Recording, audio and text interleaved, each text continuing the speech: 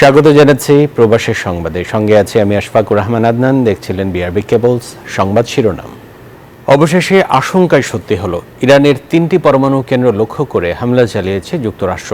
আর এসব হামলাকে সফল দাবি করেছেন ডোনাল্ড ট্রাম্প।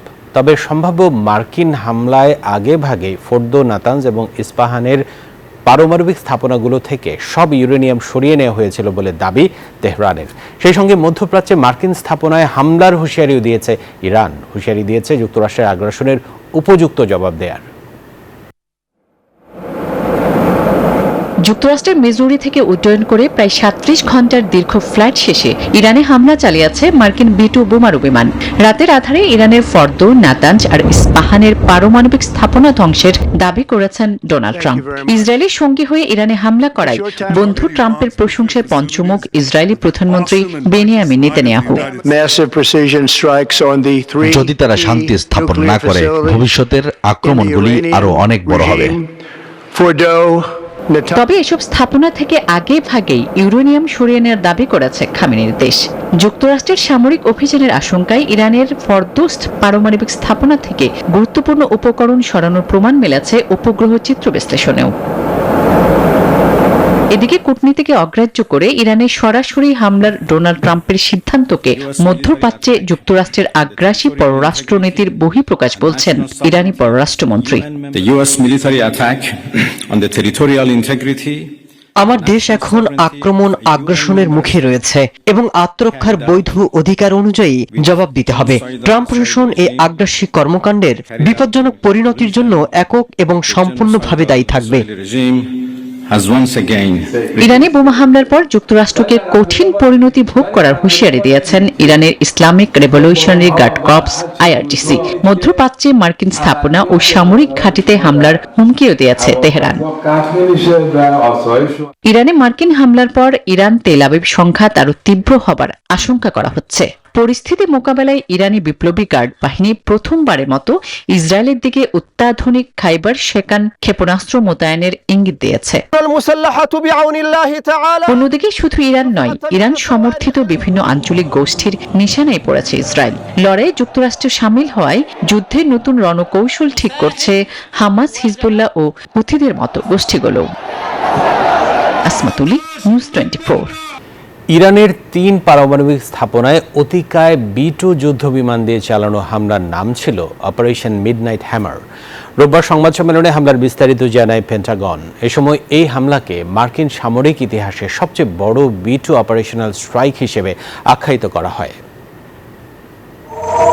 রোববার 22 জুন মার্কিন সামরিক হামলায় ইরানের ফর্দো, নাতানজ এবং ইস্পাহান এলাকায় পারমাণবিক স্থাপনাগুলোতে হামলায় অংশ নেয় 7টি B-2 স্পিরিট বোমারু বিমান। মিশনের নাম ছিল অপারেশন মিডনাইট হ্যামার। পেন্টাগনের সাংবাদিক সম্মেলনে মার্কিন প্রতিরক্ষা সচিব পিট হেগসেথ এবং বিমান বাহিনীর জয়েন্ট চিফ অফ স্টাফের চেয়ারম্যান জেনারেল ড্যান কেইন বিমান হামলা সম্পর্কে বিস্তারিত তথ্য তুলে ধরেন। কেইন জানান, এটি ছিল একটি অত্যন্ত গোপনীয় অপারেশন। ওয়াশিংটনে খুব অল্প সংখ্যক ব্যক্তি এই মিশনের পরিকল্পনা ও প্রকৃতি সম্পর্কে অবগত ছিলেন। অপারেশন মিডনাইট হ্যামারের এই মিশনে অংশ নেয় 7টি B-2B স্পিরিট বোমারু বিমান, যেগুলো যুক্তরাষ্ট্রের মিজুরি অঙ্গরাজ্য থেকে ইরানের উদ্দেশ্যে রওনা দেয়। প্রায় 18 ঘন্টা ব্যাপী এই অভিযান চলাকালে একাধিকবার জ্বালানি ভরার প্রয়োজন হয় এবং আকাশপথে যুদ্ধবিমানগুলো বিভিন্ন সহায়ক ইউনিটের সঙ্গে জটিল এবং সময় নির্ভর কৌশলগত অভিযানে অংশ নেয়। মার্কিন প্রতিরক্ষা সচিব পিট হেগসেথ যৌথ সাংবাদিক সম্মেলনে বলেন, ইরানের পারমাণবিক স্থাপনাগুলোর উপর মার্কিন সামরিক হামলার উদ্দেশ্য ছিল কেবল হুমকি নিরসন, কোনোভাবেই শাসন পরিবর্তনের পরিকল্পনা নয়। এই অভিযান শাসন পরিবর্তনের বিষয় ছিল না। প্রেসিডেন্ট এমন একটি নির্ভুল অভিযান অনুমোদন করেছেন যা আমাদের জাতীয় স্বার্থকে সুরক্ষা দিতে, পারমাণবিক হুমকি প্রতিহত করতে সক্ষম। বিশ্ব নিরাপত্তার হুমকিতে পড়লে ভবিষ্যতেও যুক্তরাষ্ট্র নিষ্ক্রিয় থাকবে না বলে জানানো হয় পেন্টাগনের পক্ষ থেকে। চন্দ্রানী চন্দ্রা, নিউজ 24। হরমুজ প্রণালী বন্ধের অনুমোদন দিয়েছে ইরানের পার্লামেন্ট। রোববার ইরানে যুক্তরাষ্ট্রের হামলার পর এই সিদ্ধান্ত নিয়েছে ইরানি পার্লামেন্ট। তবে তা বাস্তবায়নে আরও কিছুটা সময় লাগবে, কেননা ইরানের সংসদে হরমুজ প্রণালী বন্ধের প্রস্তাব পাশ হলেও তা বাস্তবায়নে দেশের সর্বোচ্চ ধর্মীয় নেতা আয়াতুল্লাহ খামেনির অনুমতি নিতে হবে। বিশ্বব্যাপী তেল ও গ্যাসের চাহিদার প্রায় 20% এই প্রণালী দিয়ে প্রবাহিত হয়, ফলে এর নেতিবাচক প্রভাব পড়বে বিশ্ব অর্থনীতিতেও। ইরান ইসরায়েল যুদ্ধ দীর্ঘমেয়াদী হলে বাংলাদেশে দাম বাড়বে নিত্যপণ্যের, এমন আশঙ্কার কথা জানিয়ে সমর বিশ্লেষকরা বলছেন, ইরান যদি হরমুজ প্রণালী বন্ধ করে দেয় তাহলে পণ্য আমদানির খরচ বাড়বে। আর জ্বালানির মূল্য বৃদ্ধি হলে শুধু বাংলাদেশ নয়, পুরো বিশ্বের বাজার ব্যবস্থা অস্থির হয়ে উঠতে পারে। বিশ্লেষকরা বলছেন, এই যুদ্ধের কারণে নতুন এক কূটনৈতিক চ্যালেঞ্জের মুখে পড়তে পারে বাংলাদেশ। শাহ আলী জয়ের প্রতিবেদন। ইরানে যুক্তরাষ্ট্রের হামলা নতুন মাত্রা যোগ করেছে ইরান ইসরায়েল যুদ্ধে। দেশটির ফর্দো, নাতাঞ্জ ও ইস্পাহানের 3টি পারমাণবিক স্থাপনায় হামলার দিন এর প্রভাব মধ্যপ্রাচ্য পেরিয়ে এসে পড়েছে ঢাকার বাজারেও। রোববার দেশের প্রধান শেয়ার বাজার ঢাকা স্টক এক্সচেঞ্জ এবং অন্য শেয়ার বাজার চট্টগ্রাম স্টক এক্সচেঞ্জের লেনদেনে অংশ নেয়া অধিকাংশ প্রতিষ্ঠানের শেয়ার ও ইউনিটের দাম কমেছে, ফলে সবকটি মূল্যসূচকে বড় দরপতন হয়েছে। সেই সঙ্গে দেখা দিয়েছে লেনদেনের খরা। ডিএসসিতে লেনদেন কমে 300 কোটি টাকার নিচে চলে এসেছে। দেশের নিরাপত্তা বিশ্লেষকরা আশঙ্কা করছেন, এই যুদ্ধ দীর্ঘস্থায়ী হলে এর প্রভাব আরও নেতিবাচক হবে। ইরান কোনোভাবে আপনার হরমুজ প্রণালী বন্ধ করে দিতে পারে, তাহলে তেল আমাদের মধ্যপ্রাচ্যের যে আমাদের অয়েল সাপ্লাই, সেটা তো মোস্টলি পারস্য উপসাগর দিয়ে আসে। সেগুলো যদি সাপ্লাই হয়, তাহলে শুধু বাংলাদেশ না, আমাদের যারাই ওই এলাকা থেকে তেল আমদানি করে, তেলের দাম বেড়ে গেলে আমাদের একটা বিরাট ইম্প্যাক্ট হবে। যুদ্ধের দুই পক্ষ যুক্তরাষ্ট্র এবং ইরান উভয়ের সঙ্গেই কূটনৈতিক সম্পর্ক আছে বাংলাদেশের। এই যুদ্ধে বাংলাদেশ কি কোনো পক্ষ নেবে নাকি নিরপেক্ষ থাকবে? যুদ্ধ পরিস্থিতিতে এমন কৌশলগত কূটনৈতিক চ্যালেঞ্জের মুখে পড়বে কি বাংলাদেশ, এমন প্রশ্ন উঠে আসছে। আমাদের কোন পক্ষে থাকবো, পক্ষ থেকে আসলে তো আমাদের কিছু করার নাই। তার থেকে বেশি গুরুত্বপূর্ণ আমার মনে হয় যে আমরা কি প্রস্তুতি নেব এই যুদ্ধের আলোকে। এখানে তেলের দাম বাড়বে অস্বাভাবিকভাবে, সোনার দাম বাড়বে, গ্যাসের দাম বাড়বে। এই প্রস্তুতিগুলো নেওয়া আমার মনে হয় বেশি জরুরি। তবে বিশ্লেষকরা মনে করেন, এই যুদ্ধ বিশ্বকে তৃতীয় বিশ্বযুদ্ধের দিকে নিয়ে যাবে এমন আশঙ্কা কম। ইরান বর্তমানে প্রায় বন্ধুহীন অবস্থায়। তার একমাত্র মিত্র শক্তি হচ্ছে রাশিয়া এবং চীন। রাশিয়া ইউক্রেন যুদ্ধের ফলে বিপর্যস্ত। চীন একটা বড় পরাশক্তি, কিন্তু চীন এখানে ডাইরেক্টলি ইনভলভ হবে না, কারণ চীনের এখন সামনে পরাশক্তি হয়ে দাঁড়ানোর একটা সুযোগ আছে। যুদ্ধ বাস্তবতায় ইরান সহ মধ্যপ্রাচ্যের বিভিন্ন দেশে যারা প্রবাসী আছেন তাদের নিরাপত্তা নিশ্চিত করা এবং প্রয়োজনে তাদের দেশে ফিরিয়ে আনতে সরকারকে উদ্যোগী হওয়ার পরামর্শ দিচ্ছেন নিরাপত্তা বিশ্লেষকেরা। শাহ আলী জয়, নিউজ 24, ঢাকা। দর্শক, নিউ ইয়র্ক থেকে যুক্তরাষ্ট্রের অবস্থার খবর জানাচ্ছেন আমাদের সহকর্মী আরিফুর রহমান। আরিফ, ইরানে যুক্তরাষ্ট্রের যে B2 এয়ার স্ট্রাইক, যেটাকে নাম দেওয়া হয়েছিল মিডনাইট হ্যামার, সে অভিযানের পর এখন কি অবস্থা সেখানে? নিউ ইয়র্কের অবস্থা বলবেন বা মার্কিন যুক্তরাষ্ট্রের অবস্থা জানাবেন।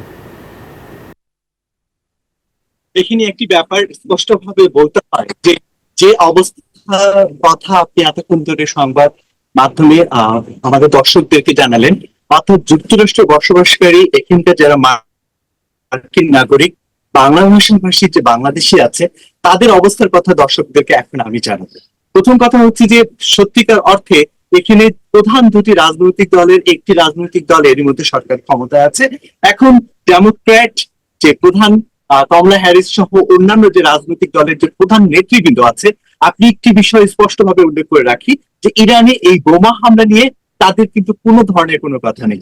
কিছু কিছু সিনেটর এই বোমা হামলার ব্যাপারে কিছুটা শঙ্কাবোধ করেছেন যে সামনের দিনগুলোতে কি হতে যাচ্ছে বা কি হবে, কিন্তু মার্কিন নাগরিক যারা আছেন, যারা এখানে দীর্ঘদিন ধরে বসবাস করছেন, তারা একই রকম ভাবে মধ্যপ্রাচ্যে ইরানের পারমাণবিক ক্ষমতা সম্পন্ন হওয়াটাকে শঙ্কার মনে করছেন। এবং বাংলা ভাষাভাষী যারা বাংলাদেশি নাগরিক সহ এশিয়ান যে নাগরিক নিউ ইয়র্ক সহ বিভিন্ন অঙ্গরাজ্যে যে বসবাস করে, তারা আসলে সত্যিকার অর্থে সারা বিশ্বের শান্তি চায়। তারা কোন রকম যুদ্ধের পরিস্থিতি তৈরি হোক, পুরো বিশ্ব তৃতীয় বিশ্বযুদ্ধকে মুখোমুখি হোক এমনটা আশঙ্কা কিন্তু কোনো বাংলা ভাষাভাষী মানুষ কিংবা এশিয়ান কোনো ব্যক্তি যারা নিউ ইয়র্কে বসবাস করে বা অন্যান্য অঙ্গরাজ্যে বসবাস করে তারা কিন্তু চায় না।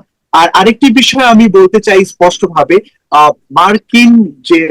মার্কিনীরা সর্বপ্রথম যে বিষয়টিকে সামনে দিকে মনে করছে যে ডোনাল্ড ট্রাম্প এই ঘটনাটার মধ্য দিয়ে এটা একটা শুরু হলো, অর্থাৎ সত্যিকার অর্থে ইরান যদি আলোচনার টেবিলে না আসে সামনের দিনগুলোতে হয়তোবা আরো বড় কোনো কিছু ঘটতে পারে বলে মনে করছেন অনেকেই। অর্থাৎ এখানকার যারা সংবাদকর্মী আমরা আছি, যারা রাজনৈতিক বিশ্লেষক কিংবা আন্তর্জাতিক বিশ্লেষক, সবার মনে কিন্তু একই শঙ্কা যে ডোনাল্ড ট্রাম্প আবারও এই ঘটনার মধ্যে দিয়ে ইঙ্গিত দিলেন যে এখনো সময় আছে টেবিলে বসে এই সমস্যার সমাধান হবে, অর্থাৎ পারমাণবিক যে ইস্যুটি রয়েছে সেটা সমাধানের দিকে এগিয়ে যায়। এবং সত্যিকার অর্থে আর অন্য আরিফ, আপনাকে ধন্যবাদ। নিউ ইয়র্কের জ্যাকসন হাইটসে হয়ে গেল কোভিড-19 মহামারীর উপর নির্মিত প্রামাণ্যচিত্র হোপ নেভার ডাইজ এর উদ্বোধনী প্রদর্শনী।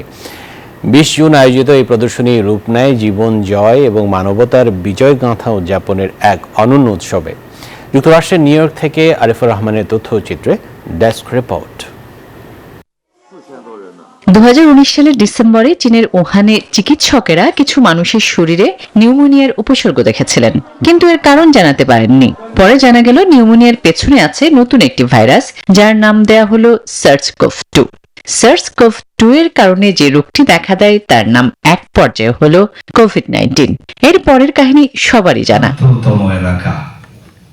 বিশ্বব্যাপী ছড়িয়ে পড়া সেই করোনা ভাইরাস মানুষের জীবনযাত্রায় অবিশ্বাস্য বিপর্যয় ডেকে এনেছিল। দম বন্ধ করা দুর্বিষহ দিনগুলোর কথা এবং তার বিপরীতে মানুষের অসীম ধৈর্য, সাহস, সংগ্রাম ও আশাবাদের কাহিনী উঠে এসেছে নিউ ইয়র্কের জ্যাকসন হাইটসে প্রদর্শিত প্রামাণ্যচিত্র হোপ নেভার ডাইসে।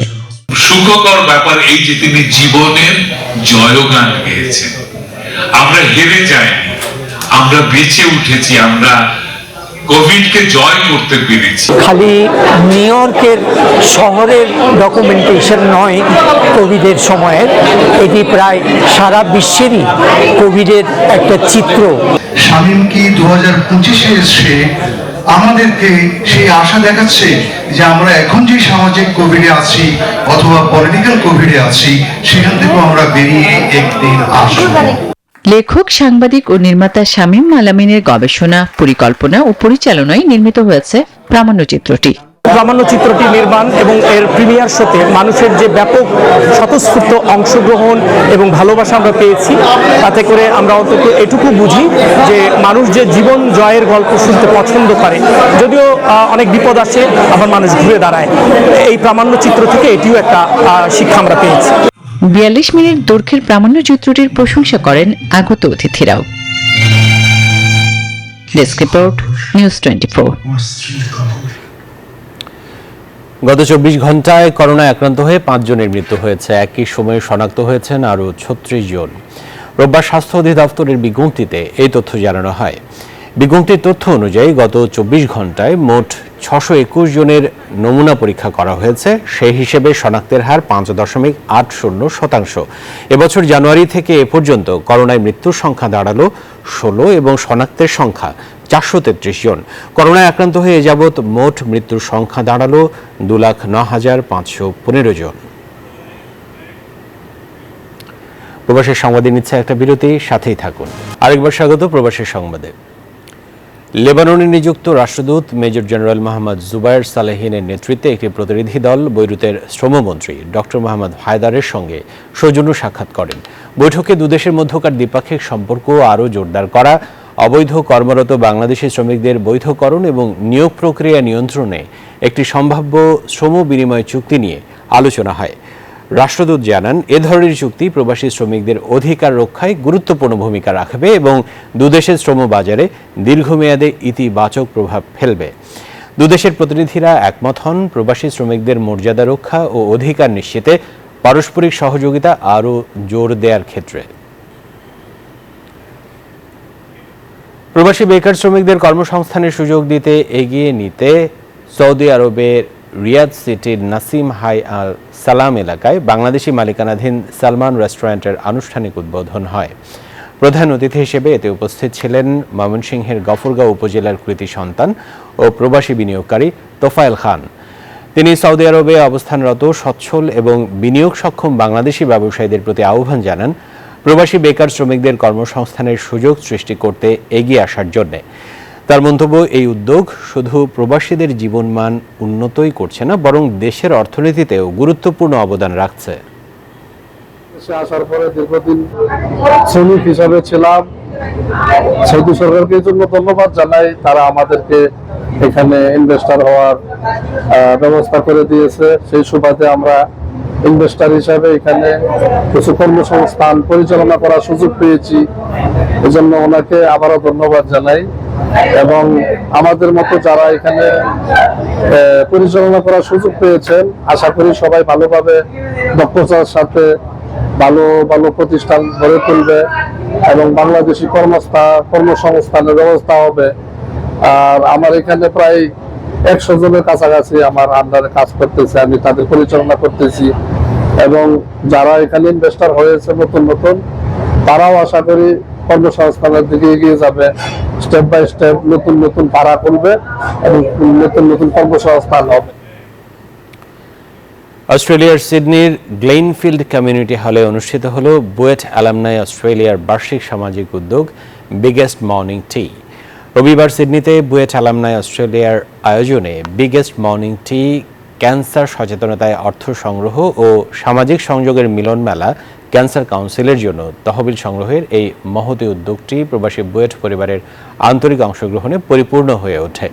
অনুষ্ঠানের পুরো আয় থেকে সংগৃহীত অর্থ ক্যান্সার কাউন্সিল অস্ট্রেলিয়ার তহবিলে প্রদান করা হবে বলে আয়োজকরা জানিয়েছেন।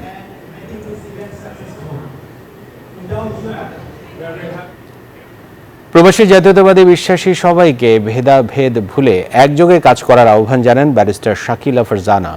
চট্টগ্রাম 5 হাটহাজারী আসনের ধানের শীষের মনোনয়ন প্রত্যাশী ব্যারিস্টার শাকিলা ফারজানা সংযুক্ত আরব আমিরাত সফর উপলক্ষে আবুধাবিতে এক সংবর্ধনা অনুষ্ঠানের আয়োজন করা হয়। অনুষ্ঠানে সভাপতিত্ব করেন মুসা আল মাহমুদ চৌধুরী।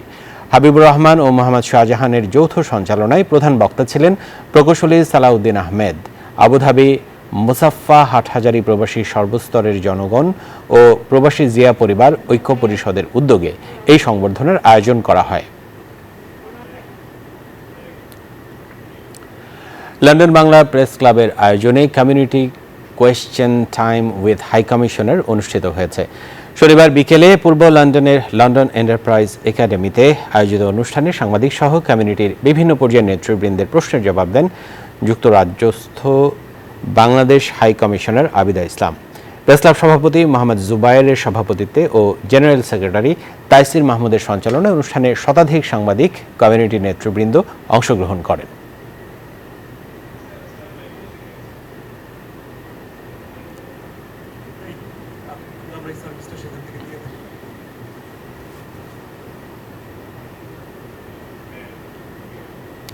এই ছিল প্রবাসের সংবাদে। এতক্ষণ আমাদের সাথে থাকার জন্য ধন্যবাদ সকলকে।